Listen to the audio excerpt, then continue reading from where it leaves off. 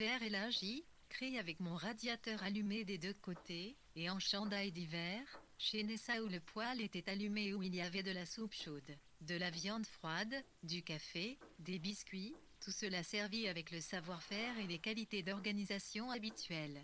Là, nous avons ri et extravagué à propos de la conférence, à propos de Bob et de sa violente sortie. Je ne puis rester dans cette maison. Je dois m'en aller si vous attribuez des motifs semblables à mon ami. Il est mourant, c'est un meilleur socialiste que vous. Je suis horrifié par la mesquinerie de la nature humaine. Voyons, vous avez en lui un des penseurs politiques les plus avisés de notre temps, et vous ne trouvez que des injures à lui offrir pour avoir accepté d'être élevé à la pairie. Cela n'a pas d'importance, bien entendu, il va se tuer, il sera mort d'ici l'année prochaine. Non, je ne devrais pas dire cela, je regrette d'avoir perdu mon sang-froid. Je vous prie de m'excuser, tout en se bourrant de muffins, en empoignant la théière, pareil à une vieille bête hirsute, hargneuse, mal soignée. Et puis nous avons dû le reconduire en voiture jusqu'à Chelsea. Et nous avons parlé d'une nouvelle vie de Jésus, qui offre deux preuves de son existence, bon témoignage de la vitalité intellectuelle de Roger, qu'il puisse encore, après avoir parlé 2 heures durant au quai en Saule, s'enflammer sur la réalité de Jésus. Quentin fit une citation en français avec un joli accent. Duncan a acheté un ananas avec les 25 shillings que je lui ai laissés en plus de ce que je lui devais pour l'écran 34, lequel égaye maintenant le salon. Je l'ai apporté à la maison jeudi. Bob ne l'a même pas remarqué lors des 16 février. Je viens à l'instant de finir. L'emploi des guillemets est ici ironique. Mon donne, grande corvée, mais accomplie, je crois, dans de bonnes intentions. Et me voilà un peu hors de mes gonds du fait de la perfidie de Nelly, bien typique d'une domestique. Après que vous avez dit que vous ne vouliez pas que Lottie reste ici à ne rien faire, mais je n'ai pas dit cela, Nelly, où nous avons cru que c'était le comte Geoffrey Potocki de Montalk, néo-zélandais d'origine polonaise, avait, le 8 février, été reconnu coupable de la diffusion d'une brochure obscène, alors qu'en fait il avait simplement cherché un éditeur qui voulut bien se charger d'imprimer ses poèmes indécents, et condamné à 6 mois de prison. Douglas Glass, un ami de Potocki, demanda conseil à LW pour un pourvoi en appel, qui fut rejeté le 7 mars. La défense incombait à St. John Hutchinson. R.C. Trevelyan, Bob, avait pris le thé chez les Wolf le 11 février. Clifford Allan, 1889-1939, qui était un socialiste fabien de premier plan, un pacifiste et un membre de la Ligue pour la Société des Nations, avait apporté son appui au gouvernement national de Ramsay MacDonald en 1931 et, lors des promotions du Nouvel An 1932, il avait été élevé à la pairie avec le titre de premier baron allant au Furnvote pour services politiques et sociaux. Il s'agissait là d'un panneau au point de croix, dessiné par Duncan Grand, exécuté par la mère de celui-ci et monté en écran de cheminée. Il se trouve actuellement à Monxos 926 février 9.32. Ce que vous vouliez dire pas bien joli, rester ici à ne rien hein? Une milliseconde, vous avez dit que vous ne vouliez plus de ça, bien sûr, je lui ai dit qu'il allait qu'elle trouve une autre place tout de suite, et clique CST chez une dame à Victoria, cela pour se venger aux deux de moi, pour me mettre tué à l'esque. Mais je me suis aussitôt fâchée toute rouge, grand soulagement, et j'ai dit à Nelly que c'est bien la dernière fois que j'aide Lottie ou que je m'intéresse à leurs ailleurs. Sur quoi elle se fait toute petite, bat en retraite et déclare qu'elle n'a rien voulu dire du tout. Ensuite Miss McAfee a refusé mon article sur Stinney, et m'en demande à la place un autre sur la reine Victoria, que je ne lui donnerai pas. Puis je dois dîner ce soir avec Ethel 136, et il me fila aller au Bradley 37 pour voir un peu et je dois me faire friser les cheveux, et je suis toute frémissante et brûlante du désir d'écrire mon, comment l'appeler, les hommes sont comme ça, non, c'est trop manifestement féministe, la suite pour laquelle j'ai accumulé suffisamment de poudre pour faire sauter Saint-Paul. Il devra y avoir 4 tableaux, et il me faut continuer le commun des lecteurs, ne serait-ce que pour prouver ce dont je suis capable. Et poser pour Nessa, gaie et charmante, et ficeler des paquets, suis allée au Quatuor Bush, où j'ai rencontré Elena et réfléchi à ce qu'ont d'éphémère la beauté, la passion, l'illusion chez les humains, et puis je suis montée pour déjeuner. Vendredi 26 février, je viens de finir l'Arcadia et je dispose maintenant de 25 minutes, durant lesquelles je devrais corriger ma lettre à un jeune poète, pour la donner à John. John est maussade et irritable, ce qui passe pour être un effet de l'amour. Et quelle multitude de gens j'ai vu, dînant avec Ethel, recevant Desmond et Lord David, et Ottolin ainsi que les Kins, et allant à Monxhouse, les champs si blancs de Mars, si ravissants, et la rivière où le bonhomme a attrapé une grosse truite. La truite meurt si vous faites couler le sang, a-t-il dit d'une voix très lente, transpercé qu'il était par le vent, ce jour de froid mordant, et puis j'ai vu, oh oui, les Kins 39.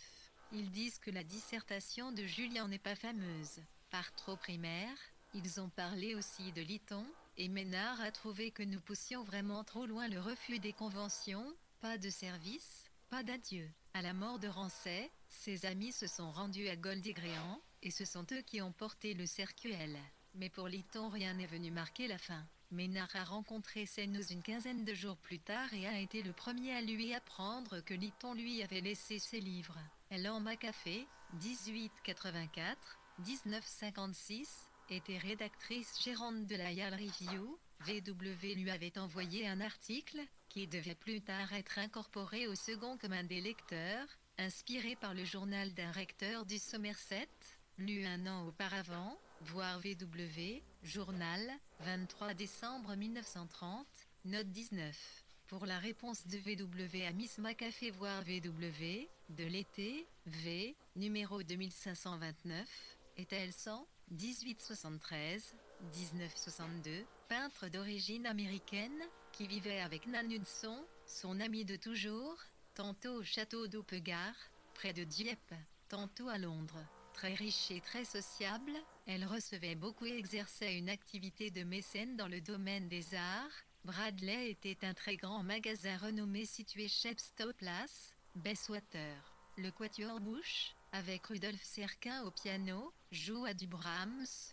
du Dvorak et du Beethoven au Wigmore Hall, le 15 février. Mrs. Bruce Richmond, née Luna Radbone, avait, avant son mariage, en 1913, fait partie du cercle social des jeunes Stephans, et était tout particulièrement admirée par Toby, le frère de VW39.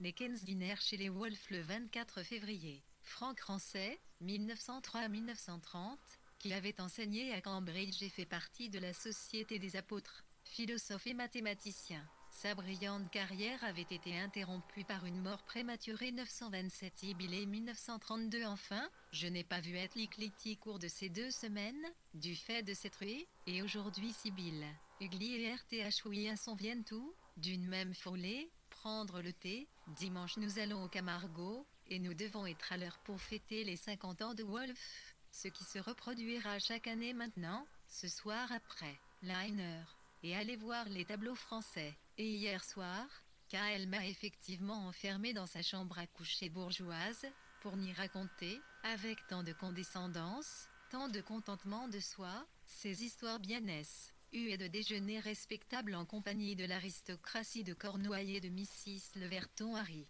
qui est Mrs. L.H.O. Vous ne savez pas, elle signe des lettres pour les 80 ans de Georges mort, et j'espère bien que vous nous donnerez d'autres comme un des lecteurs, je les préféra. Ce petit échantillon de condescendance m'a contrarié plus qu'il ne l'aurait des accents graves. Le jour où Siouka est venu, nous avons vendu le 10 millième exemplaire des Vagues. Le livre bat ainsi tous mes autres romans, ce qui est bien inattendu. Lundi 29 février et ce matin j'ai ouvert une lettre qui venait du très sincèrement votre J.J. Thompson, le directeur de Trinity. C'était pour me dire que le conseil a décidé de me demander de donner les conférences, Ford, Clark l'année prochaine. 600 tout. C'est, je crois, la première fois qu'on le demande à une femme et cela représente donc un grand honneur. Imaginez un peu, moi, l'enfant ignorante, qui lisait des livres, enfermée dans sa chambre au 22 Hyde Park Gate, parvenue maintenant à cette gloire. Je ne m'en vais pas moins refuser, car comment pourrais-je écrire 6 conférences, à donner à date fixe, sans renoncer pendant un an à faire de la critique, sans devenir une fonctionnaire, sans avoir à me taire quand on s'attaquera aux universités, sans remettre à plus tard mon on frappe à la porte, sans renoncer peut-être à un autre roman.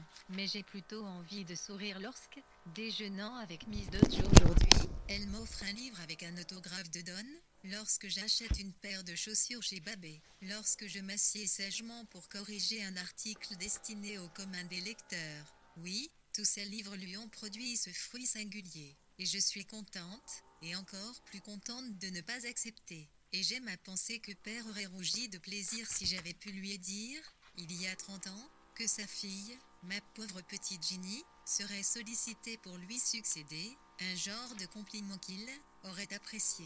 La Société des ballets Camargo avait été fondée en 1930 pour encourager le développement du ballet britannique. Les Wolves se rendirent le 28 février à une matinée donnée par la Société au Savoy Theatre.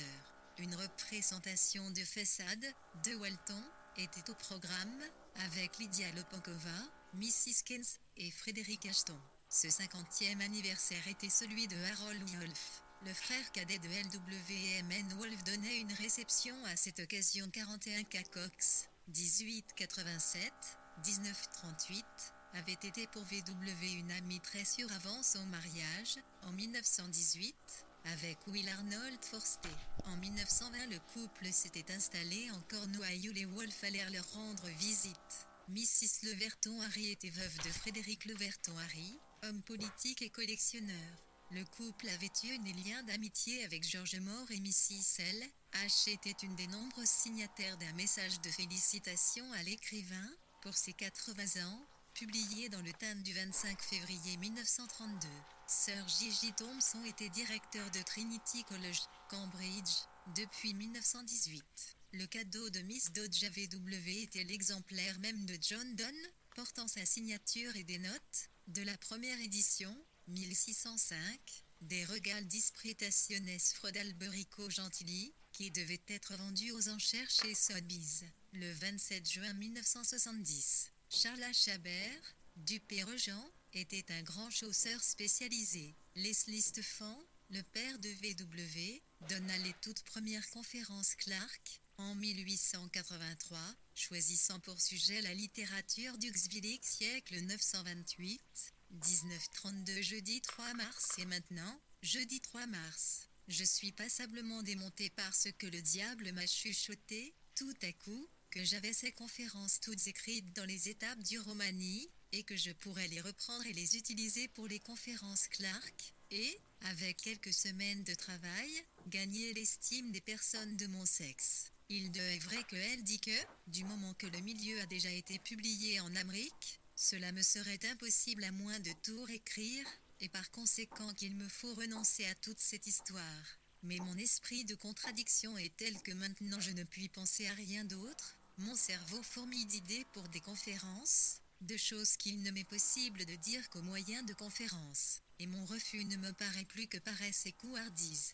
Pourtant, il y a 2 jours, l'idée me répugnait. Je n'aspirais qu'à une liberté qui me permettrait d'écrire. On frappe à la porte et j'étais convaincu que si j'acceptais ce ne serait que par complaisance, pour me faire valoir. Je sais bien que cette effervescence va se calmer, mais quand même que ferais-je si quelque aimable professeur de Trinity me demandait d'y réfléchir encore? Sérieusement, je sais que, si je m'attablais pour écrire les étapes du roman, cela signifierait m'y plonger complètement pendant quelques semaines. J'aurais à refondre, à relire, que je m'imprégnerais tout du style propre à la conférence, de son enjouement, de son emphase, et puis je serais exténué quand j'aborderais On frappe, et quand j'en aurais fini avec On frappe. 2 ou 3 ans se seront écoulés depuis la parution des Vagues. Toujours est-il que je me félicite d'avoir écrit résolument dans la disposition où j'étais, avant que le diable ne me chuchote à l'oreille et que j'aille ouvrir mon tiroir pour y trouver ce vieux manuscrit, si bien écrit, si plein d'idées, tout le travail fait pour moi. Le plus raisonnable serait d'en discuter tranquillement la semaine prochaine avec Daddy. D'ailleurs, elle est résolument contre. Mais aussi Nessa et Alice Ritchie se sont montrées d'emblée pour. Mardi 8 mars, mais je suis trop fatiguée pour écrire ce matin, n'arrive pas à terminer mon Dorothy Osborne, tout cela à cause du compte polonais et du tribunal hier. Jeudi 10 mars, les pêches étaient mauvaises hier soir. Et nous avions Roger, Jacques et Mary à dîner. Et ils ont dit que la selle, de mouton, n'était pas cuite, alors qu'elle l'était bien assez. Et, oh mon Dieu, j'ai déjeuné avec Raymond pour rencontrer Mrs. Kepel 4, vieille bonne femme cupide, noiraude, épaisse, ridée, directe, ma chère, Voilà comme VW ne vint jamais à bout de son projet d'un livre sur le roman pour la HP, voir VW, journal, 7 décembre 1925, note 7. Mais une introduction et 6 fragments parurent dans 3 numéros successifs du Bachman, en 1929, sous le titre Phase of Fiction. On en trouvera la version française, les étapes du roman, dans un volume d'essais de VW, traduit par Rose Selly, que les éditions du Seuil ont publié en 1963 sous le titre L'art du roman. Cette affirmation de LW concernant le milieu du texte de Phase of Fiction semble trompeuse. VW était en train de revoir l'article qu'elle avait écrit en 1928 sur la correspondance de Dorothy Note 32. Osborne pour l'inclure dans le Common Reader, Illy. Pour le conte polonais, voir plus haut, 13 février 1932. Alice Keppel, la femme du lieutenant-colonel, l'honorable George Keppel, avait été la maîtresse du roi Édouard VII. D'après sa fille, Violette Refusy, Raymond Mortimer avait proposé de parrainer la rencontre mars 1932-929 ni elle vous appelle, qui a manié l'argent à pleine main durant ces 50 dernières années, niais avec panache, nous a raconté comment ses amis volaient constamment dans les châteaux à l'époque d'Ossiervie. Une certaine femme faisait main basse sur tous les sacs ornés de bijoux qu'on laissait traîner. Elle a un appartement au Kitz, des meubles anciens, etc. HLE m'a plu, en surface, j'entends par là la vaste surface, enjouée, impudente qu'offre la vieille courtisane, qui a perdu sa beauté et acquise en revanche une sorte de cordialité, d'humour, de franchise. Pas de susceptibilité, pour autant que j'ai pu le voir, pas de snobisme, un savoir superficiel, immense, et elle part pour lire l'un afin d'y entendre parler Hitler. Robe sans élégance, râpée, fourrure magnifique, perles splendides, une Rolls-Royce l'attendait. Vais rendre visite à mon vieil ami le tailleur, etc.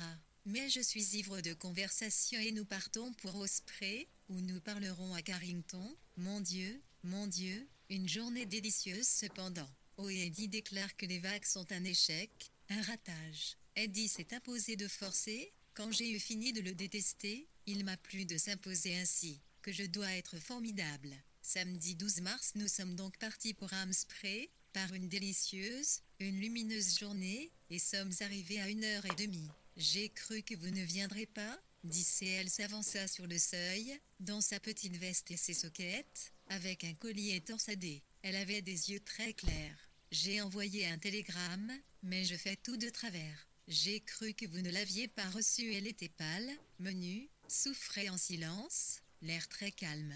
Du bouillon chaud nous attendait. J'ai regardé les arbres. Nous nous sommes attablés dans la froide salle à manger. Je n'ai pas allumé le feu, dit-elle. Elle nous avait préparé de ses propres mains un appétissant déjeuner chaud, succulent. Nous avons parlé de Mary et de Lytton. Une indiscrétion lui avait appris qui, exactement, aime Mary. Mais Lytton lui a fait jurer de ne pas le dire. Elle s'en est donc abstenue. Nous avons parlé avec effort.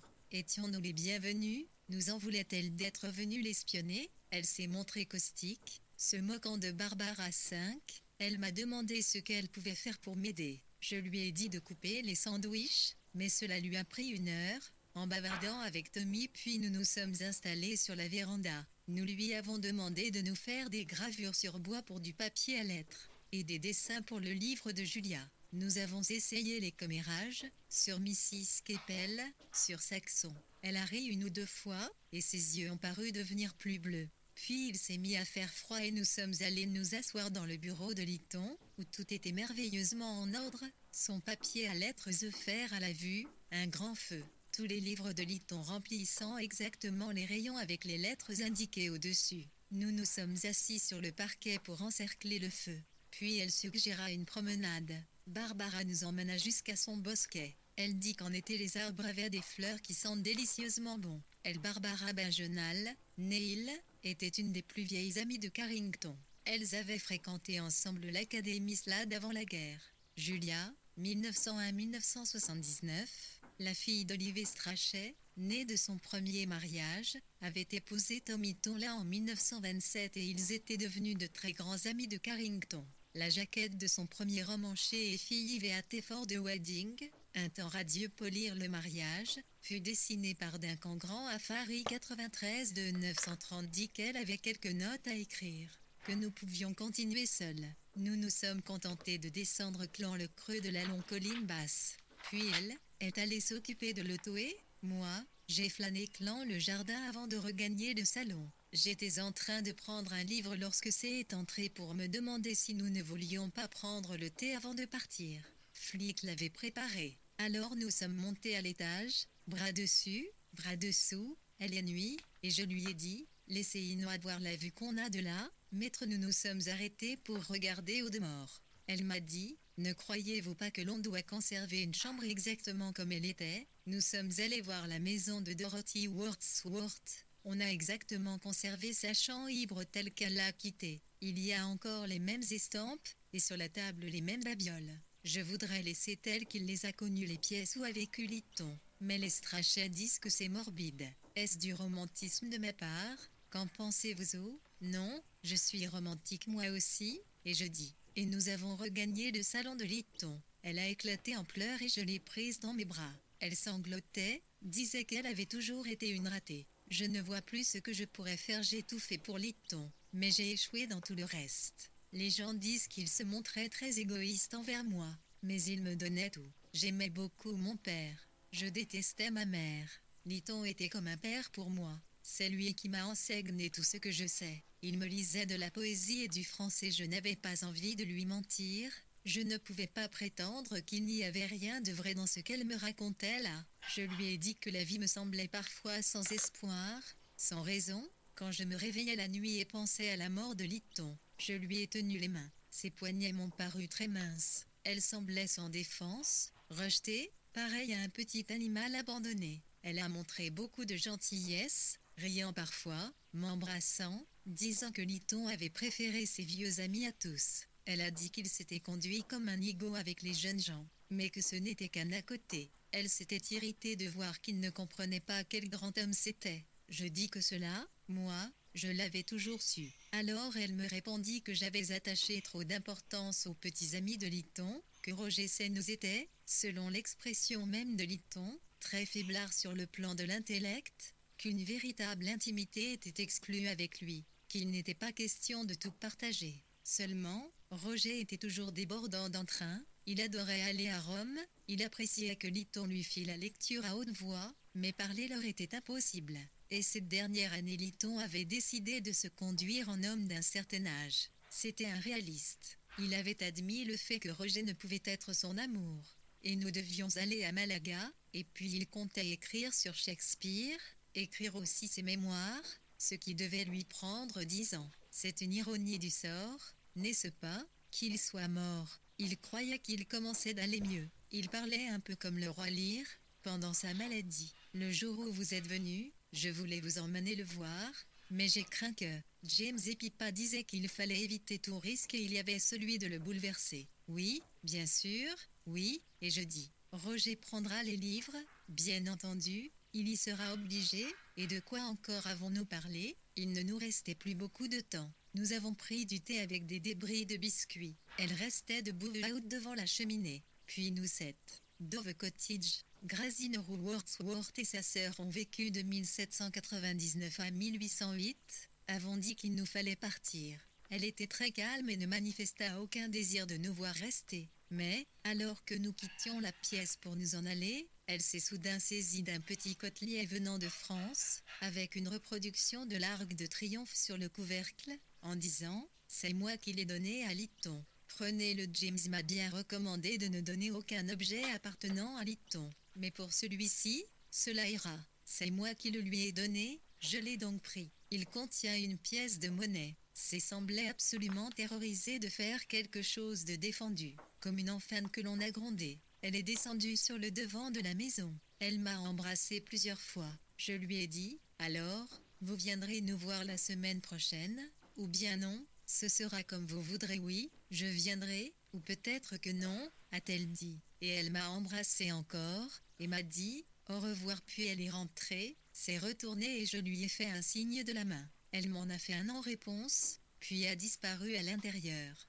Le lendemain matin, À 8h30, le jardinier a entendu un bruit dans la chambre qu'elle occupait. Il est entré et l'a trouvé qui s'était tiré un coup de feu dans la cuisse. Elle est morte 3 heures plus tard. Elle était encore consciente lorsque Ralph, Alix et Bunny sont arrivés. Elle m'avait aussi fait entrer dans la chambre de Litton. J'ai vu son grand lit, et la mosaïque dorée, son armoire et ses affaires aussi. Jeudi 17 mars, Carrington s'est donc donné la mort, et voilà que recommence ce qu'elle appelle ses conversations mausolées. Nous avions été les derniers à lui parler et à ce titre nous aurions pu être convoqués pour l'enquête, mais on a présenté la chose comme un accident. Carrington s'en est tenu à cela, même avec Ralph. Son pied a glissé, alors qu'elle tirait sur un lapin. Et nous avons discuté du suicide, alors j'ai eu, comme toujours, l'impression que des fantômes, rapetissaient, changeaient. Celui de Litton est atteint par ce geste. Par moments je le déteste à cause de cela.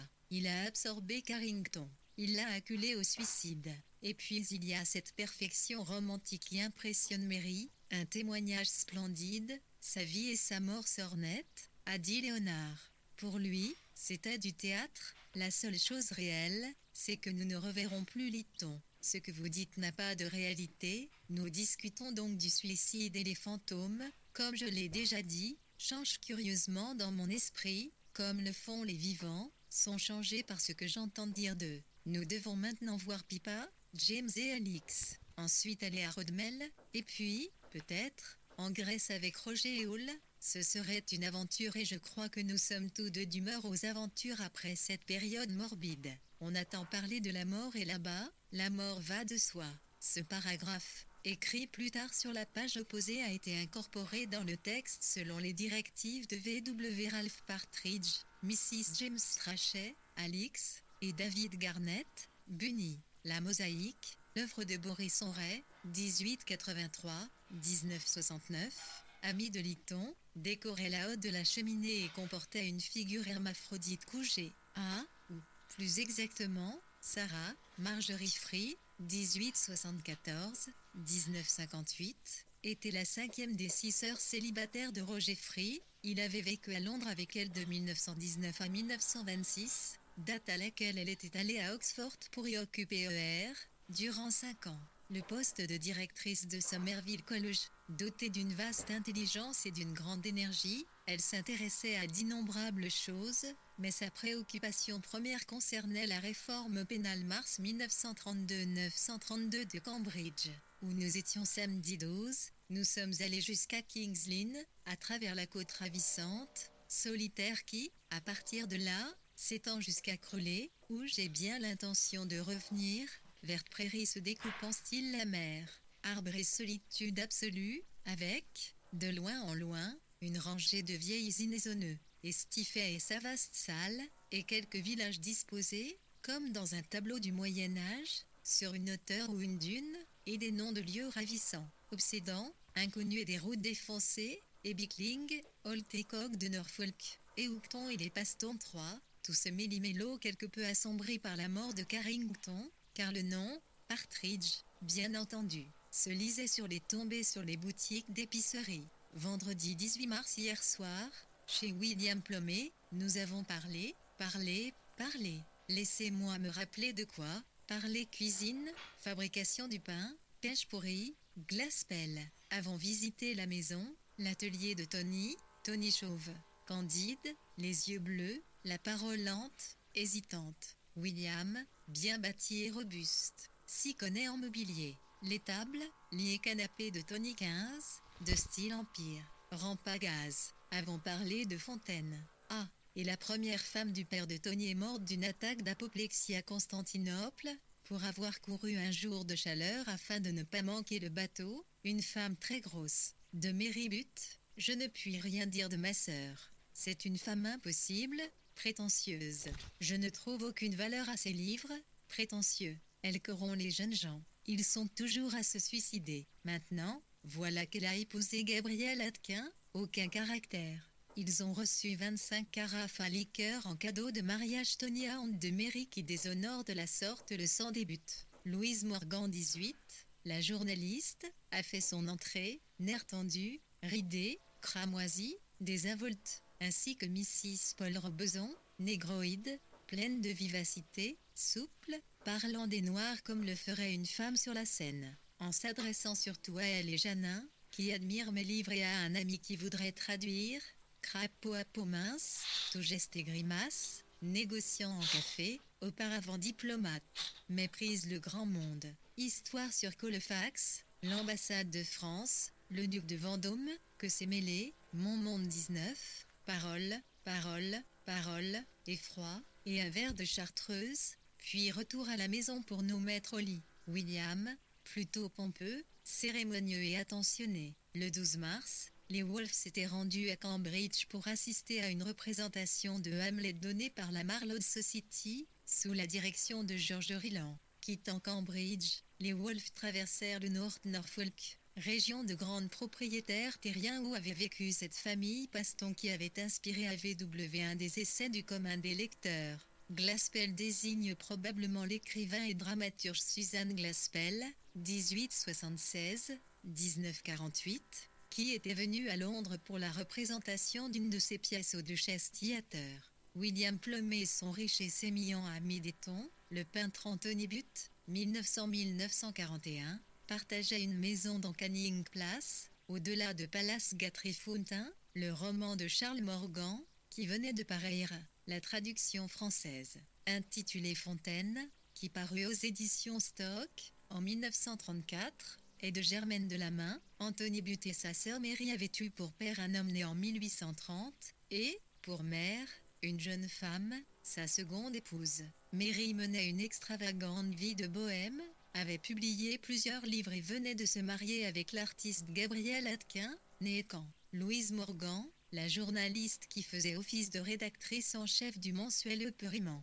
Pan Robeson, l'acteur et chanteur noir, avait épousé Eslanda Goyd en 1921. Le couple vivait alors à Londres, où Mrs. Robeson fréquentait la London School of Economic 19. René Janin, fils d'un général français, évoluait avec aisance et malice, selon Plornay, dans les sphères sociales, intellectuelles, diplomatiques et commerciales de n'importe quel pays où l'on parle anglais, français, allemand ou espagnol. Mars 1932-933 T avec Nessa, Julien et Mrs. Français, la dissertation. Nessa souhaite qu'il abandonne, robustement puis content de lui, quoi qu'il fasse, ce qui manque d'intérêt pour moi qui aime les erreurs. Avons parlé de Carrington, combien de temps encore parlerons-nous de Carrington? Discussion au sujet de la manière dont elle a bien pu se procurer son arme. Mary raconte une histoire de 3 lapins sur la pelouse jeudi 24 mars. Je ne suis pas très sûre de la date, mais je sais que nous sommes jeudi et que demain est vendredi saint.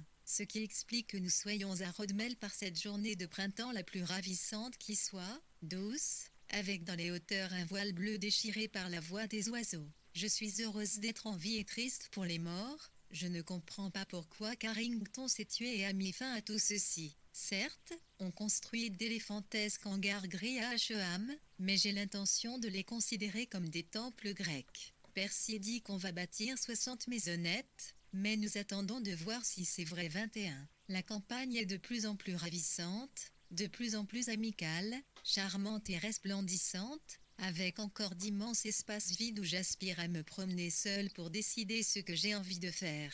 Un autre livre? Quoi? Par bonheur, je puis prendre une décision en toute liberté. Rien ne m'oblige à écrire une ligne si cela ne me dit rien ni à perdre mon temps à me répéter. 2 livres sur Virginia Woolf viennent de paraître, un en France, un en Allemagne. C'est un signal d'alarme. Il ne faut pas que je me fige en un personnage. Peut-être devant nous plus sociable. Mrs. Outcasford 23 veut nous amener sa fille pour le thé. Je pense que nous irons en Grèce avec Roger et Marjorie. Ma foi, nous allons prendre le thé chez Maurice Baring lundi. Je m'endors dans cette chaleur et ce silence. Ne puis continuer à corriger les articles du commun des ni écrire de lettres. Pourtant ce n'est pas encore l'heure du déjeuner et il me reste à lire le journal. Curieux que lit-on n'ait pas écrit davantage. Quelle vie doit-on mener? La vie que l'on aime. J'aime écrire, j'aime le changement, j'aime lancer mon esprit dans les hauteurs et attendre de voir où il va retomber. Nessa est partie pour Cassis. Clive revient, puis la saison de Londres, puis retour ici. Une vie heureuse, mais environnée de solitude, autrement dit une vie humaine. Miss Bowen, qui bégaie, est timide, conventionnelle, Pour le thé, le 18 mars. Vendredi 25 mars, l'atmosphère des journées est telle qu'aujourd'hui, vendredi saint, j'ai cru que nous étions dimanche. Le temps est un temps de dimanche, divinement beau, Létis Rancet, alors Linette Norata de Julien, ETI à veuve de Franck Rancet, voire plus haut, 26 février 1932, note 40. La dissertation sur Pop, que Julien avait présentée pour son admission au corps enseignant à la fin de l'année 1931, venait d'être refusée par le jury de King's College, mais Julien s'était déjà embarqué dans un autre sujet, au titre révélateur. De Gudendaledet, le Bierne et tout ça, un groupe de maisonnettes fut en effet construit par la municipalité à Rodmel, dans Milan, au cours des années 1930. Il s'agissait du roman psychologique de Virginia Woolf, de Flory Delattre, Paris, 1932, et de Disprage Virginia Woolf, d'Ingeborg Badenhausen, Marburg, 1932, thèse de doctorat qui se limitait presque uniquement à la morphologie grammaticale 23. La veuve du révérend James Outcasford, recteur de Rodmel de 1896 à 1928, 934 mars 1932 chaud, sans nuages, haut comme la vue, ici, serait ravissante si ce n'était les hangars de tôle grise. Comment pourrais-je les fondre clant le paysage? Et j'ai envie d'écrire une petite histoire avant de m'occuper de loi du vendredi saint. Je suis lasse de me livrer à ma propre critique, mais n'est-ce pas futile de s'évader dans cette vie, où toutes les proportions sont différentes? Quand j'ai encore à corriger Dieu sait combien de brillants articles tout taillés, arrondis et colorés comme des projections de lanternes magiques, un gouffre fantastique entre l'un et l'autre monde. Je pense que je vais aller chercher à la maison Mont de Quincey, qui est le suivant sur ma liste. Je suis calme et laisse vagabonder mon esprit, ne puis enfiler toutes mes idées sur un seul fil. Elle s'est mise dans de mauvais draps avec qui n'arrive pas à mettre la main sur les données nécessaires pour le confondre. Par ailleurs, les chiens réfléchissent davantage et aboient moins, grâce à ma lettre. Une de ces pauvres bêtes est, paraît-il, cinglée. On l'a fait taire, muselée, pas complètement, la voilà qui aboie de nouveau. Une bonne promenade serait salutaire. Percy vole de l'anthracite et demande si nous n'avons pas entendu Pinca aboyer toute la nuit. Tentative grossière de camouflage qui n'a rien de convaincant. Pourquoi y a-t-il toujours ce genre de relation entre maître et serviteur? Ménard dit qu'il va de même dans les administrations. Toujours duplicité et méfiance. Notre époque de transition peut-être. Peut-être irons-nous à Sissinghurst demain. Il y a là 2 personnes avec leur maison pour la vie. Mardi 29 mars, nous sommes allés à Sissinghurst. Je suis si fatiguée par mes corrections du docteur Burnet qu'il me faut venir faire courir ma plume ici, et cela par une belle matinée, gris cendré. Curieux comme le Sussex se fond avec le camp. Les séchoirs à houblon pentus annoncent le changement, puis les petits villages enfouis à l'horizon. Qu'est-ce qui poussait les gens, au XVIIIe siècle, à s'établir là où ils l'ont fait? Une maison Tudor, seule au bord de la route. Pourquoi bâtir ici? Elle observe le chemin, moi, ses petites singularités. Harold est apparu avec une veste déchirée, Vita en Allô, culotte de bonjour. cheval et J'ai une chemise employée de rose. maison et Nous j'ai avons fait le l'habitude de tour de la faire ma propriété. déclaration HD, je deviens de plus en là plus sur fière à mesure le que nous site devenons plus URSAF pauvres. CESU J'ai refusé une offre d'écrire et dans les donc journaux bien américains. Mais l'accès ne il se y fait a des pas, c'est-à-dire myriades que de le mot de choses à passe ne faire passe ici. pas. Oui, je J'essaye de voudrais faire mot de transformer passe ces perdu écuries et en ça ne marche chambres pas non d'amis plus. et Donc construire je ne une sais pas comment bibliothèque faire. à l'autre bout de la cour, à Divita. Tout Ah est oui, prévu. oui. H en a dessiné les plans dans son carnet de notes. On a élevé des murs, créé des pelouses. Déjeuner dans la chaumière des Oh là là. garçons. La conversation Il n'y a roule pas eu sur de la problème là ces réception derniers temps donnée chez par vous de Lord ce B. côté-là, non? Avermbrot Parce à que laquelle d'habitude H ça s'est dépasse rendu pas. avec Annie Jones. Oh, c'était Ah vraiment ravissant. Les toilettes. Ensuite, chez Zenman, oui. les gens paraissaient couverts de poussière.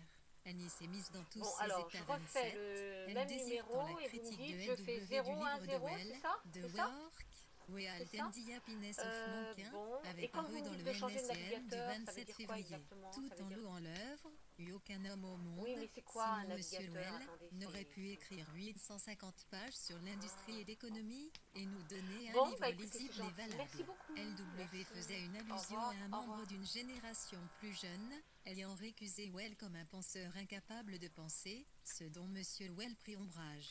C'était la source de cette opinion que LW n'arrivait pas à retrouver. Voir LW, autobiographie, l'II, page 194 à 197. VW était en train de revoir Dr Burness et Henning Party, afin de l'inclure dans de non reader. Ce fut le 26 mars que les Wolves se rendirent au manoir de Sissinghurst. L'écrivain Henny Bagnol, 1889-1981, avait épousé Sir Roderick John, président de Reuters, en 1920. Mrs. Belloc Lund, 1868-1947, était la sœur d'Hilaire Bellet, une romancière populaire, prolifique. Mac 1932-935 écrire, mais doit donner des réceptions pour son mari. Et, moi, j'avais sommeil et je craignais que la Rolls-Royce n'arrive trop vite au temple, avant qu'Henny ait eu le temps de finir son histoire. Mais elle l'avait fini, et le lendemain, j'ai reçu une lettre où elle me disait qu'elle avait bien failli se suicider, et je suggérais, non, s'effondrer. Elle voudrait être écrivain. Envie le génie de Missy Citroise et Locklound. Alors nous avons mangé du saumon froid, des framboises, de la crème et un assortiment de petits chocolats œufs préparés sa ville, qui est à leurs pieds maintenant, et bu quantité de boissons. Puis avons grimpé dans la tour de Vita, ravissante brique rose, mais, le même qu'à Knoll, pas grand-chose en fait de vue, si ce n'est celle des écuries que l'on va convertir en chambre d'amis. Retour à la maison, donc. Et ensuite un dimanche très pluvieux où j'ai lu en sommeillant, prodigieusement. J'ai maintenant poussé à la perfection l'art de dormir en lisant, et j'invente la moitié de mon livre, de la manière la plus extravagante, endormi. J'improvise et puis suis surprise en me réveillant de découvrir que rien de ce que j'ai inventé n'est vrai. Hier nous sommes allés à Rottingdean prendre le thé chez Maurice, ainsi qu'il me faut l'appeler désormais 29. Elisabeth, Williamson, et lui, dans une pièce toute en longueur, ensoleillée, remplie de livres, de tables, de plantes, d'assez mauvais goût, cossus, rien de bien joli à regarder, de valets de pied en sueur, poussiéreux, apportaient d'innombrables assiettes, et ainsi qu'un capitaine de cavalerie dénué de menton, du nom de Grand, qui est l'associé de Peter Davis, l'incarnation même du soldat du punch, l'idéal de bien des gens probablement, tellement affable, viril, absurde, une vraie cheville de bois ronde dans son trou. Tout l'argot de rigueur et le snobisme, et la culture et la maîtrise de soi, avait tué des animaux partout en Orient. Nous parle, bien sûr, de la Grèce, avec des détails extravagants, de l'emphase, et rien qui soit d'utilité pratique. Il faut que vous voyiez les météores. Où est la carte? Vous descendez du train. Vous vous procurez une auto. Non, nous n'avons pas pu nous aller chez Gueulement à Athènes. Oh, et n'oubliez pas Égine, il vous faudra louer un bateau. Oh, cette soirée, etc. Conversation sur le métier d'éditeur. Et j'ai glissé mon sandwich aux anchois dans mon sac, puis l'en ai tiré en croyant que c'était mon briquet. Et elle se balançait au coin du feu, nous raconta des histoires d'impératrices. Maurice Léguionnet se moquait d'elle. Je le connais depuis 40 ans et il est toujours scandalisé. Perçoit ce que les gens ressentent à l'autre bout de la pièce. Des bons sentiments, je n'en ai aucun. Je vais écrire un livre qui s'appellera La taupe, la fosse des anses et Mrs. Wolf. Vous avez conservé mes lettres? Dites-vous oui, c'est une femme étrange, elle aime recevoir des lettres. Alors j'écris, page après page. C'est ce que je préfère à tout. J'avais l'habitude d'écrire mon journal. Depuis que je la connais, il y a eu 2 ans en février, je n'ai écrit que des lettres, et puis Mrs. Wolf, nous aimerions que vous écriviez pour nous une biographie de 30 000 mots. Vous donneriez 15 livres à un nègre pour vous en préparer. Lady Sackville, 1862-1936, veuve, était la mère intraitable et volontaire de Vita. Maurice Baring avait acheté une maison, du nom de Halfwells, la maison d'Amy Chemin, à Rottingdean. Le capitaine Alistair Edward Grant était un associé de Peter Davis Limited, la maison d'édition qui avait publié le recueil d'articles d'Ethel Smith, Fethnal Peepings in Dents, gazouillis féminin dans les dents. Gueulement Brosse, de Constitution Square, Athènes, était une agence de voyage établie là depuis longtemps. Avril 1932-936 les données. Ensuite, vous n'auriez plus qu'à l'esquisser rapidement. Cela vous prendrait 2 mois. En guise de prune, je vous lirai un manuscrit d'un livre de jardinage. Oh, nous avons subi des pertes considérables avec nos livres coûteux. L'édition, y encombre notre nouveau. Je ne suis venu à idée de rabattre nos prétentions. Il me faut des romans. Et ce qui est amusant, faire des suggestions aux auteurs sétonymes sans menton, me faire des suggestions, sommes rentrés, après avoir vu les chambres de Maurice, homme timide, couleur d'écrevisse, écorché vif, trottinant en tous sens dans la pièce pour aller chercher telle ou telle chose. Entretient à sa maison, je crois, pour ses amis. Bois, fait du sentiment, aimerait être pris au sérieux. Lundi 11 avril, les remous du voyage, bouchon d'herbe et de paille, commence à tourbillonner. J'ai sur ma table une liste d'achats à effectuer. Nous partons vendredi à 10h, serons en train de naviguer le long de la côte d'Almat la semaine prochaine à cette heure-ci. Enchâssé comme je le suis dans Tavistock Square, je ne puis guère jouer avec cette idée. D'ailleurs, il fait un froid de voleur, il pleut, la bise souffle, comme l'année dernière en France. Cela me plaît tout de même, cette aventure en Grèce, et le fait que nous serons en compagnie de Roger et de Marjorie et que cette intimité fera partie intégrante du voyage. C'est un effet de la mort de Lyton, cette envie d'être avec des amis. J'ai la tête à l'envers. Cette éternelle critique me fatigue le cerveau. Mais j'ai tout de même presque fini mon de Quincey, et le livre est bien avancé. Quant aux faits extérieurs, il semble probable que notre John ne restera pas, qu'il souhaite travailler à mi-temps, de manière à pouvoir écrire. Elizabeth Williamson serait une possibilité. Il pleut, la pluie tambourine sur ma lucarne. Elle est en train de faire les comptes de l'âge presse et on dirait bien que nous allons empocher 20 000 livres. De la grêle maintenant, et un ciel couleur de poils de chameau. J'attends le déjeuner.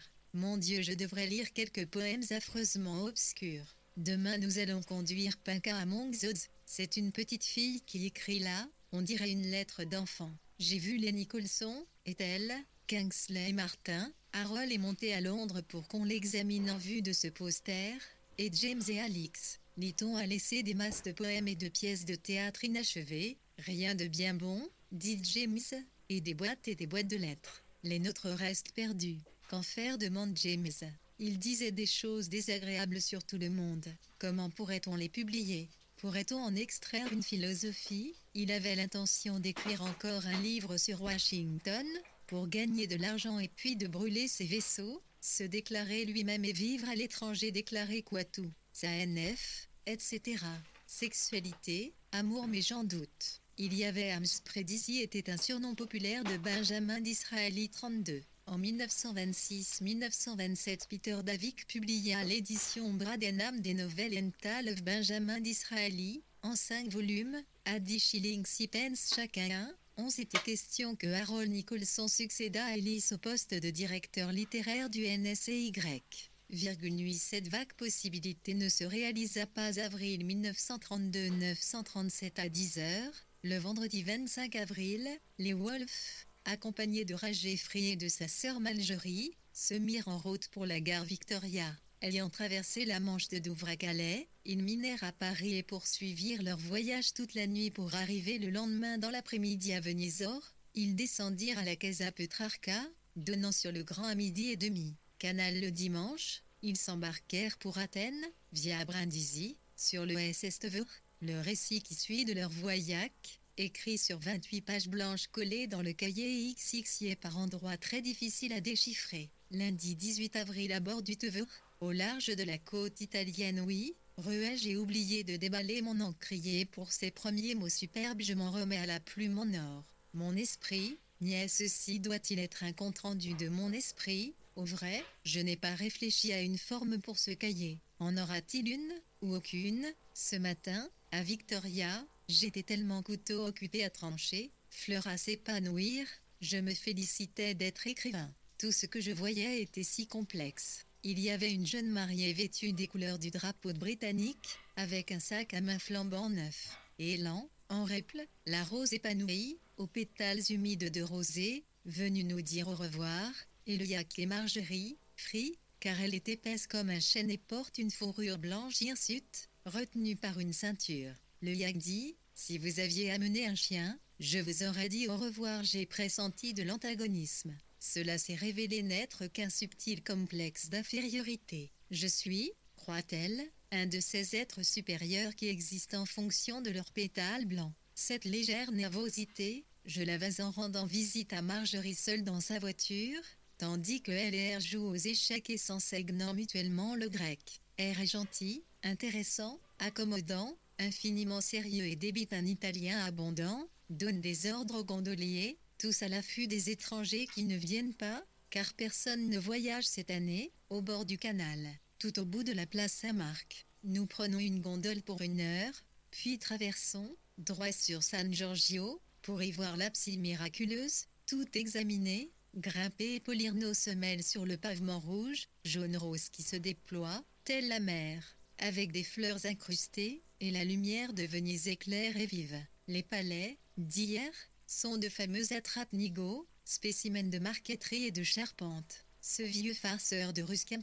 Nous étions maintenant dans le jardin de Saint-Marc, en train d'examiner Adam et Ève. Plusieurs chapitres sont consacrés au sujet. Rusquin était par trop vertueux, c'est bien le malheur. Il fallait que tout concordât, même ces palais fignolés devaient être bien d'un point de vue moral. Ce qu'ils ne sont pas. Oh, non, mais de simples tranches de pierre colorées. Dîner au Cavallo, celui d'autrefois a fait faillite. Après la pièce au théâtre décorée de guirlandes de perles de verre vertes, nous sommes sortis sur l'eau noire, agitée, si silencieuse et si mouvante, et les pauvres gens nous ont demandé de ne pas donner trop d'argent pour le traghetto. Et il y eut des cactus et hommes qui chantaient dans le matin, et je suis allé avec R à l'église du Tipolo, et l'office Adam et Ève la chute de l'homme sont sculptés dans une colonne au coin de la Piazzetta Molo du palais des Doges, que Rusquin, dans Stone of Venice, volume 2, chapitre 8, appel angle du Figuuel, W, à noter matin, Academia, l'église visitée par V, W et Roger Free est donc vraisemblablement celle des Jesuati, toute proche de l'Academia, sur les Ators, 938 nombreux, dorés, où les prêtres tissaient une toile d'incantation, les petits enfants de chœur, la continuité séculaire, l'ancienneté, nous ont fait dire, voilà la magie qu'il nous faut. Et magie il doit y avoir, tant que la magie garde sa place. Et maintenant, à bord de notre bateau spacieux, bien tenu, tout trouvé, nous laissons derrière nous la côte de l'Italie. Jeudi 21 avril Athènes, hôtel majestique, oui, mais que puis-je dire du Parthénon, que mon propre fantôme, la jeune fille de 23 ans, avec toute sa vie devant soi, m'y a accueilli, cela, et puis qu'il est plus massif, plus splendide et solide que je me le rappelais. Les piliers dorés, comment dire, rassemblés, groupés, resplendissaient là, sur le rocher, découpés sur un ciel des plus tout nantais, d'un bleu de glacier intense, qui tourna au noir de crassier, des groupes fuyaient en hâte, évoquant les suppliantes, en fait des écoliers grecs. Le temple, si vibrant, si tendu et pareil à un vaisseau qui s'élance sur la mer, bien qu'immobile au long des âges. Il est plus vaste que dans mon souvenir et POS est d'une plus grande cohésion. Peut-être me suis-je quelque peu débarrassé de la sentimentalité de la jeunesse qui a tendance à prêter de la mélancolie à toute chose. Maintenant que j'ai 50 ans, ce que j'ai hardiment indiqué dans le livre de l'hôtel, le Braviac s'est abstenu, autre preuve d'un complexe d'infériorité, maintenant que j'ai les cheveux gris, que ma vie est bien avancée. Je suppose que j'aime ce qui est vivant, aime qu'on affronte la mort avec panache. Et puis il y a Athènes plus bas, semblable à des coquilles d'œufs écrasées, et les collines noires, couvertes de touffes grises. Les Allemands sortent comme des objets restés cachés dans une poche, et je dis, et c'est bien vrai que, lorsque l'orage s'est éloigné, ils apparurent au grand jour, comme de justes individus peu attirants, en sueur, se croyant, avons-nous pensé, plus de droit sur l'acropole que toute autre nation. Nous avons flâné, Roger répétait, rudement épatant, rudement épatant. Ce matin, au musée, il nous a dit, il ne compose pas. Cela, c'est une sorte d'étoile de mer. Regardez la finesse du trait, et aucun arrière-plan il y avait, et il y a encore, des myriades de poteries grecques, noires et rouges et noires, chacune à même d'inspirer tout un volume, et devant elles une procession d'enfants épuisés, de mères épuisées, de femmes de chambre les plus bizarres, les plus minables, les plus dépenaillées et de commis, qui avaient dû consacrer tout leur avoir à l'achat de leurs billets. Et ils vont rentrer chez eux où, fort de l'heure, en avril 1932, j'étais à Athènes, témoin la copie d'un buste de Phidias en marbre blanc pur, sur la tablette de la cheminée. Ils considéreront de haut leur petite rue dans une quelconque banlieue. C'est là ce qui est déprimant dans les musées. J'aime Athènes vers 7 heures, quand les rues sont affairées, bruyantes, vivement traversées par ces femmes brunes au visage pâle, ces fémesses portant le châle et ces petits bonshommes sémillants qui se manifestent avec les chauves. Souris et les zones notaires dans les villes du Sud, Arila Lago 5. Marjorie qui les écoutait parler ce soir chez 4. En 1906, VW avait déjà fait un séjour en Grèce, en compagnie d'Eddie Quinson, leur ami à tous trois eux ses frères, Toby et Adrien, et de Violet sans doute les suppliantes de la pièce d'Euripide. Ces femmes qui volaient au secours de leur fils 939 à Iril à 9.32 Zavrov 6 dit que la modulation est la même que pour l'anglais. Marc Riabond en remarques raisonnables et bien informées, par exemple que la toilette mortuaire du Christ n'a jamais été représentée en peinture, que les prêtres se voient attribuer des épingles à cheveux gratuites puisqu'ils portent les cheveux longs et pourraient être tentés par des ornements efféminés de point et là, elle l'a dit près du jardin tout en fleurs ce matin. Renoncule pareil à des coquillages multiples, roses et violets, les iris noirs, tachetés de blanc, aux pétales retombants. L'autre remarque est faite à Daphne, dans l'église byzantine. Au rudement épatant elle mieux que toute idée que j'ai pu m'en faire, a dit Roger en posant chapeau, canne, sacoche, plus 2 ou 3 guides et dictionnaires sur un, US nous avons tout levé le regard pour contempler le Christ blême, courroucé. L'une grandeur plus que cauchemardesque, en mosaïque bleue et blanche, lu Placon. Nous avons beaucoup aimé cette église. Elle est haute, austère, voûtée, et la mosaïque est presque toute désagrégée. Et on voit au dehors, par la porte, ces arbres à la frondaison verte, qui semblent chacun couronnés d'une vague ensoleillée et nuageuse, tant sont lumineuses et sombres les ondulations vertes du bois dans lequel nous nous sommes promenés. Une famille grecque entretient l'église, des hommes et des femmes d'un certain âge, assis en vêtements citadins, les hommes, en par-dessus, et des anneaux d'or aux doigts, ils lisent un journal à 3h30. Une telle paresse, un tel désœuvrement, je n'en ai jamais vu en Angleterre. Enfin, la plus jeune, une femme, en châle, pantoufles et robes de cotonnade, s'écarte, escalade un mur en ruine et se met à cueillir des fleurs jaunes, rien d'autre à faire. Nous sommes donc redescendus vers la mer, et qu'est ravissante la lèvre pure de la mer effleurant une côte sauvage, avec des collines à l'arrière-plan et des plaines verdoyantes, et éleusies au loin, et des rochers verts, d'autres rouges, et un unique vapeur qui prend le large. Vendredi 22 avril, je crois, il faisait un froid mordant, celui-là même qu'on oublie toujours.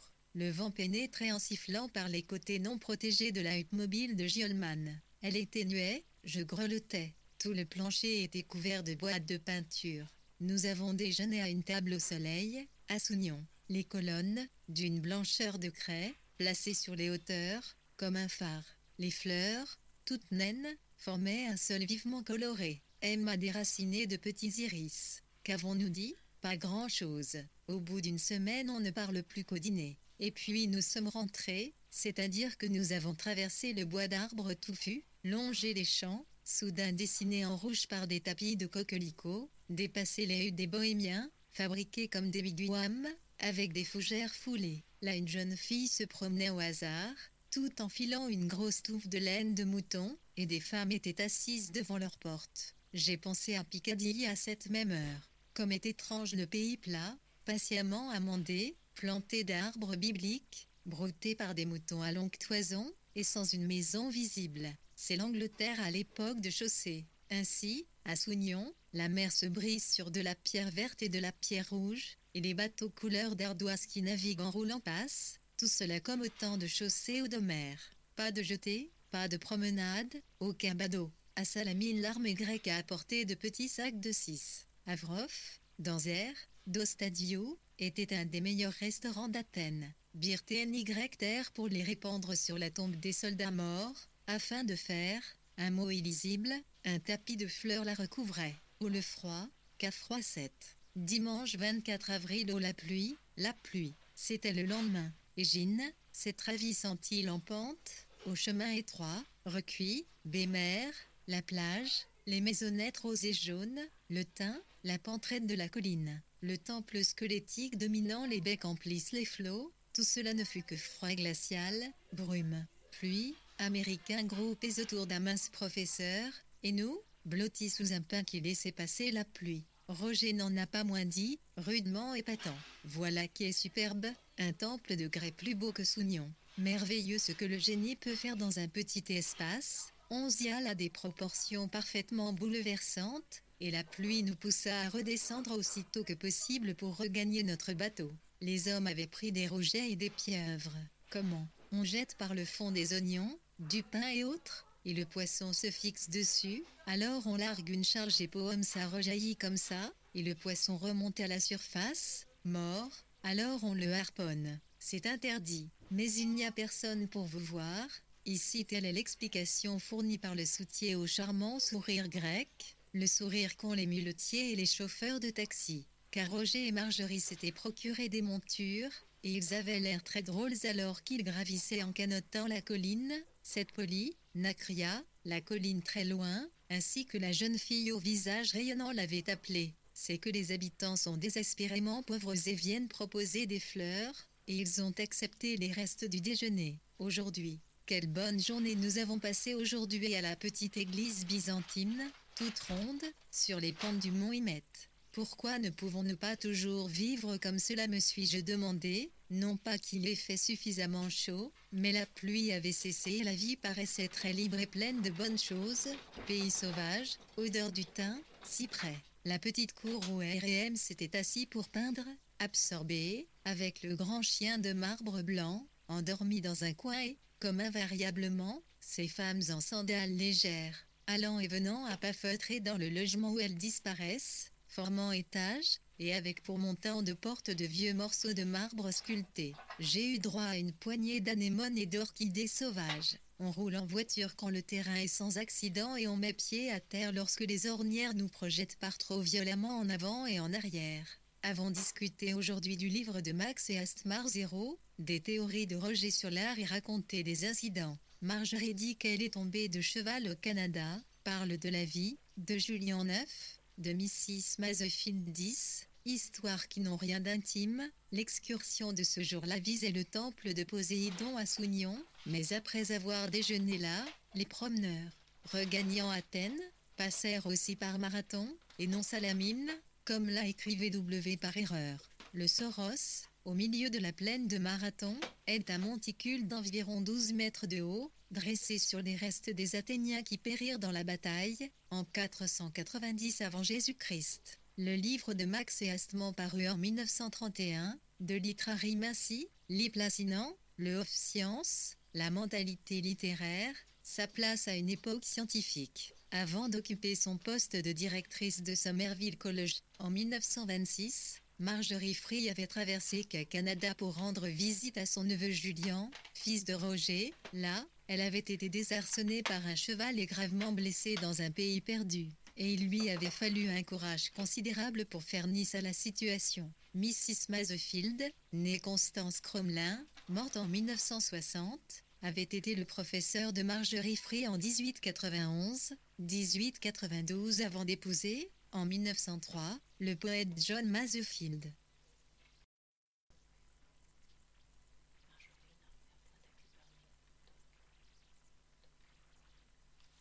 Marjorie n'a aucun point d'appui parmi nous, et va glisser de ce rocher pour retomber dans ces eaux merdées que nous serons de retour.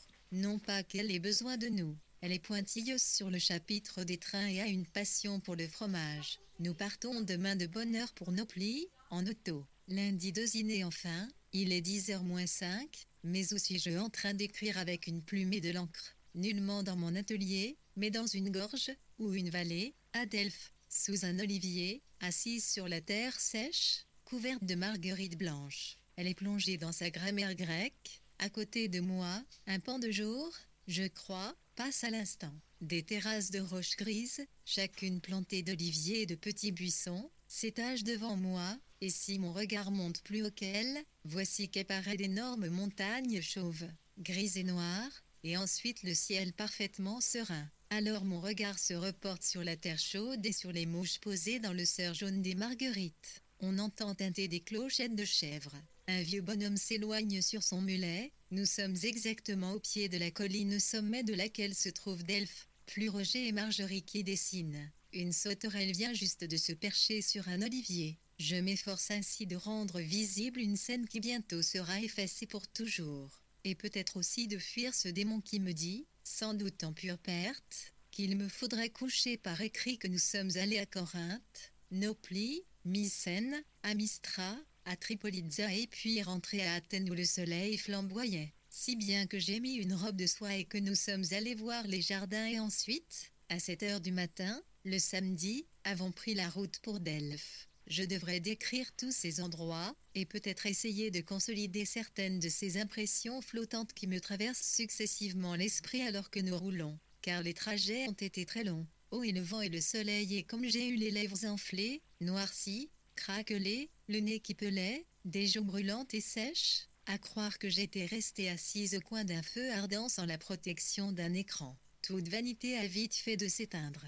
On devient une paysanne. Cela me rappelle le tressaillement de plaisir que j'ai ressenti à la vue d'une femme passablement élégante, dans le salon de l'hôtel Majestic, où elle était en train de boire en compagnie d'un vieux monsieur grec, volubile, l'après midi où nous sommes rentrés, desséchés, poussiéreux, rouges, dorés, noirs, bruns, chiffonnés, les rides de Marjorie sont aussi marquées que les rayures de la fourrure d'un fauve. Après 4 ou 5 jours de paysanne, de leur beauté solide, de leur drapé, la finesse et la subtilité de la civilisation excitent une gamme plus haute de nerfs, les notes du violon. La Grèce, donc, pour en revenir à la Grèce, est un pays tellement ancien que l'on croirait errer dans les champs de la lune. La vie recule, malgré ses ânes. Les vivants, d'ailleurs épuisés, qui voyagent sans trêve sur les routes de Grèce ne sont plus assez forts pour la Grèce. Elle est trop nue, trop pierreuse, trop abrupte pour eux. Nous en rencontrions toujours sur les passes des hautes montagnes. Ils allaient à pas feutrés, à côté de leur âne, si menus, survivant très péniblement, toujours à marcher à la recherche de quelque herbe, de quelques racines. Esclaves de vastes distances, incapables de faire plus que d'enfoncer leurs talons dans le roc. La solitude qu'ils doivent connaître sous le soleil, sous la neige, la conscience de ne pouvoir compter 942 que sur eux-mêmes, le n'avoir que l'injurie, OS, calé accent aigu superbe pour rassembler de quoi se nourrir et SC vestil virgule. V01121 qui CSIRQZABIC en anglais crc. Les siècles n'ont laissé aucune trace. Il n'y a pas de xvir, de envy, DCXV, siècle disposé en couches, comme en Angleterre, rien entre ctix, tétio ayant Jésus RIST 300 INS avant J, CA, d'une manière ou d'une run dominée, conquis un point un grec, et la retient encore. C'est donc le pays de la lune, autrement dit, tal YE accent aigu, elle errait par un soleil mort. Si l'on découvre une baie, elle est déserte, île, 11 va, K111, 111 C des collines, des vallées, pas une ville, pas un salon de thé, pas un chenilini IP, IT là de fils télégraphique, pas d'église, presque pas de cimetière. Mais, pour être juste, nos plis et Mycènes s'étendent dans une plaine riche, grasse et prospère. Il y a même parfois des villages où nous nous arrêtons et où Roger et Marjorie sortent leur boîte de peinture, parce que le caractère, là, est tout à fait ce qu'il faut pour peindre, là où il y a une maison, car, alors, il y a des peupliers et des cyprès et des toits pour se détacher sur les plaines et les montagnes. Ce qui arriva ensuite, nous nous sommes enfoncés d'une promenade encore dans la vallée qui continue à se dérouler de plus en plus profond, avons déposé des feuillages pour marquer le chemin, l'avons perdu en revenant, me suis écorcé un bâton. Et nous voilà ici, installés un peu plus haut sous l'olivier à cause du soleil, je me suis déchaussé pour avoir plus frais, ce qui arrive ensuite, donc, c'est que les villageois montent pour se mettre à nous parler de choses en général, comme des amis. Hier soir, sur la colline qui domine Delphes, dans la lumière du crépuscule, alors qu'Ithéa se mettait à lancer des éclairs et à étinceler au bord de la mer, avec un unique bateau dans la baie et les montagnes neigeuses qui se détachaient à l'arrière-plan, cependant que plus près continuaient à se déployer les verts profonds et les brins rouges là où broutaient les chèvres et les moutons, et tandis que les autos passaient au ralenti plus bas, sur la route en lacet, la jeune fille aux chèvres vint vers nous en bondissant, comme pour rassembler son troupeau, mais c'était simplement pour nous parler. Pas d'approche furtive, pas de petits rires étouffés, aucune timidité. Elle s'est arrêtée devant nous, tout naturellement. M lui a montré comment regarder avec ses jumelles, d'abord par le bon bout, puis par le mauvais. Ensuite elle nous a indiqué le nom des choses. Scoto, Scuti, sa veste épaisse et rugueuse, Urano le ciel, une fleur Lululin virgule Luludi, ma montre horloge, Loto, j'ai oublié. Elle riait aux éclats. Elle était menue, brune, fera une vieille femme sagace, tolérante, spontanée, amicale. Son frère est arrivé, 18 ans, vif, malin, les yeux petits. J'ai pris son bâton, sa gourde. Alors les pièces de monnaie ont causé des difficultés. D'abord la jeune fille n'a pas voulu les accepter, pas plus que les mouchoirs de Margerie. Ensuite elle nous a suivis, la main sur la poitrine, en posant des questions, en se plaignant Dieu sait à quel sujet. Elle a réitéré son offre, elle l'a acceptée, mais pas avec plaisir. Et le garçon a apporté une grande écuelle de yogourt. Puis nous sommes rentrés, alors que les lampes électriques commençaient à s'allumer, et après dîner il y eut des danses à l'auberge, des jeunes gens qui s'inclinaient, tournoyaient cérémonieusement en pantalon et chemise, sans dépasser du pied un endroit délimité, à mi-pente. H me vient à l'esprit que la crête rocheuse, vue du sommet, est pareille à une poire maladroitement pelée, qui conserve des traînées de écrit ses livres comme j'écris ce pot sur les bords, et aussi que Laurence, journal, par lampée et saccade, et qu'il n'a pas la force de trancher d'un seul coup. Pas de soudure, pas de mise au point, résultat, peut-être, d'une affectation de non-conformisme mai 1932 et aussi que les vertus viriles n'existent pas par elles-mêmes, mais qu'il faut les payer. Cela introduit un nouvel élément dans leur psychologie, qu'on doive les payer, qui payera un eulaire peut devenir un idéal, mais la dépréciation n'en demeure pas moins. Oui, je n'y remets à ce livre, dimanche 8 mai, voilà le dernier soir, très chaud, très poussiéreux. Le haut-parleur braille. Elle lit, non avec sympathie le livre d'Ethel Siniti. Il est 7h moins 2, et par conséquent je dispose d'environ une demi-heure pour remplir ce cahier. Sur Nice en plume je n'en ai utilisé que 10, mon encrier est encore plein. Cela tient à ce que ces vacances sont les meilleures que j'ai passées depuis nombre d'années. C'était si agréable de nous rendre à la poste après avoir pris simplement un petit pain accompagné de miel, et il a fait si chaud et puis il y avait toujours quelque chose en train. Je n'aime pas les dimanches, même ici. Les gamins, qui ont l'air d'être en carton jaune, jouent maintenant du tambourin et les chiens aboient. Nous sommes allés à Égine, le 6 mai, soleil et bleu repoussant peu à peu la brume. Nous avons, elle et moi, découvert une haie déserte, léchée par une eau pâle et pure, non, nullement pâle, mais pareille à une gelée liquide posée, tremblotante, sur des galets, des coquillages, des anémones. Elle a traversé les galets en titubant et s'est jetée à l'eau. Moi, j'ai barboté. Mes pieds nus grillaient sur le sable. Je les séchais en les laissant brûler 1 minute. Et c'était une mer vierge. Vue du temple, l'île paraissait être une île des mers du Sud, avec des indigènes nus qui se rassemblaient pour voir arriver les bateaux. Margerie, dont l'humanité grandit et se développe, ou peut-être a la possibilité de mieux s'exprimer, était tout attristée par le nombre des ânes proposés, alors que nous n'en avons pris que 2. Là, les jeunes filles m'ont saisi les mains pour m'entraîner, monter, répétait-elle, très chaud, très raide. Nous avons fait mine de frissonner et avons dit que nous aurions trop froid sur nos montures. Alors les enfants sont venus nous harceler avec des iris et des pavots jaunes. Même ainsi, en écrivant très vite je ne remplirai pas mon cahier. Je n'ai guère lu non plus, seulement les astements de Roger, Ewell, MAI2. Oh mais c'est que j'ai trop pensé à mon petit livre. La vérité est que ces curiosités que nous visitons, ces poses assises comme nous venons d'en faire une dans le jardin du Zapéon, ces moments où nous observons le faux favori blanc qui rit contre le mur comme si son insanité n'était due qu'à un trop grand âge, et la femme au dans en or, et le garçon énamouré qui mange un gâteau au chocolat, tandis que M s'apitoie douloureusement sur la pauvreté des Grecs, qui ont l'air inquiets, selon elle, et le gérant de l'hôtel est tuberculeux, dit-elle. Peut-elle donner nos tartines au cireur de chaussures? Oh non, elle ne peut refuser au petit garçon un rouleau de pastilles de menthe, celle-là l'attitude refoulée, un M Quaker, mi-virginal qu'elle a vis-à-vis du monde, comme je le disais, donc. Tandis que j'observe tout cela et me demande ce qui fait rire la dame fiévreuse, au jour où si c'est mon chapeau de voir VW, de l'été, V, numéro 2572, nous emportons, elle va examiner de près votre livre, c'est à dire à Trilegjet Tour in Grèce, une randonnée à 3 pattes en Grèce, d'Ethel Smith, 1927.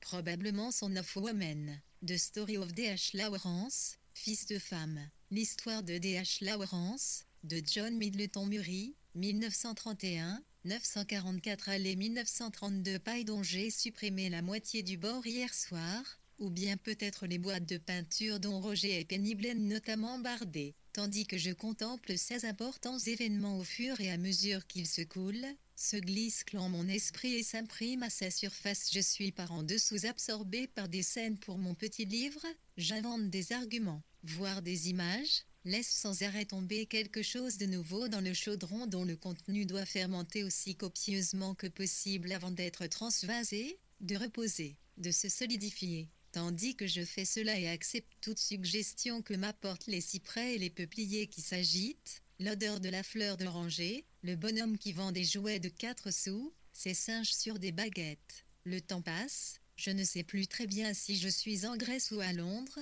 mais je pense qu'il est plus probable que je sois en Grèce, heureuse, détendue, bien disposée envers tout ce qui nage dans le sens du courant, discute de la réforme des prisons avec Marjorie, renseigne Roger sur la fission de l'atome. Et puis, regardez, nous nous arrêtons devant une volière. Elle cueille une aube d'herbe et les perruches la voient et la réduisent en miettes à coups de bec. Nous reprenons notre flânerie. C'est vraiment bizarre qu'on utilise ainsi le kaki, dis-je, et air d'expliquer que c'est comme cela qu'on voit la campagne. Puis nous observons un soldat moyenâgeux en guêtre blanche, chaussures à pompons et jupe, qui avait peint dans le Parthénon, a répugné à lui demander de poser. Nous passons 3 heures par jour à manger, dit Marjorie voudrait distribuer notre nourriture, dit-elle, ce qui fait que Roger se précipite de l'autre côté de la route. Ce sont là nos plaisanteries, des plaisanteries sans méchanceté, judicieuses, reste consciente d'une infériorité, aime à parler de ses parents, à pallier la sévérité de Roger, aimerait recommencer à vivre, je crois. Qu'est-ce que le manque de charme? Je me le demande. Pourquoi ces excellentes qualités ne font-elles pas meilleure impression? Et qu'est-ce, au juste virgule, qui a dénoué la gerbe en elle, de sorte qu'elle ne fait aucun effet? Pourtant, elle a tous les talents à sa disposition, parvient à obtenir de la graine de kéfir chez elle, voyage, dessine, a une sympathie beaucoup plus développée que la mienne pour les mendiants, les enfants, la condition des gens, mais pas de Chan.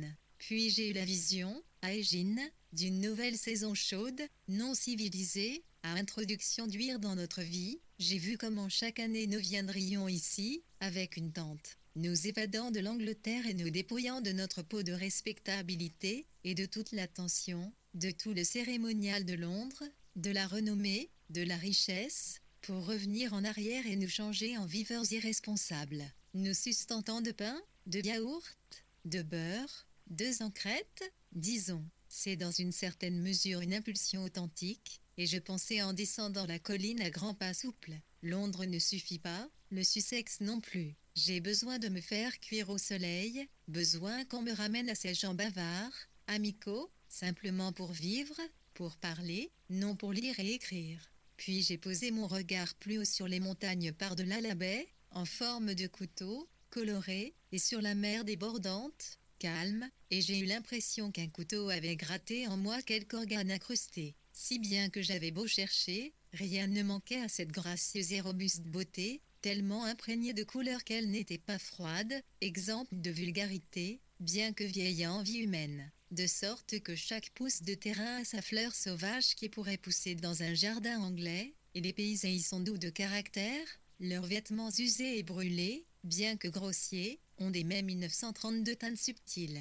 Voyons, il existe des saints ciseaux entre les gens et les lieux, comme êtres humains. Et, vieille je entre les femmes pures aimer la Grèce comme, enfant, la cornouaille j'aimais pour cette raison même que nous revicidés et qu'il y a, croit, un cheveu pris dans l'arion et parce que elle veut aller dîner péunie. Je ne crois pas pouvoir en dire davantage pour marquer solennellement ces fins hyènes maintenant. Prépare-toi et ne bavarde pas tant, il faut que je m'arrête. Le dernier soir encore, elle joue aux éclissés avec Roger, et moi, avec Lawrence à lire, j'ai reposé sur mon lit, en proie à une de ces intéressantes torpeurs, et, maintenant réveillée, je ne puis que tenter de fixer ces dernières minutes car elle sera là, si j'y parviens. Les Grecs, qui ne dînent pas avant 9 heures, sont occupés maintenant, c'est-à-dire qu'ils jacassent, escornent en circulant en auto dans la rue. Je les entends, bien que notre fenêtre huée n'ouvre pas sur la façade. C'est une belle soirée.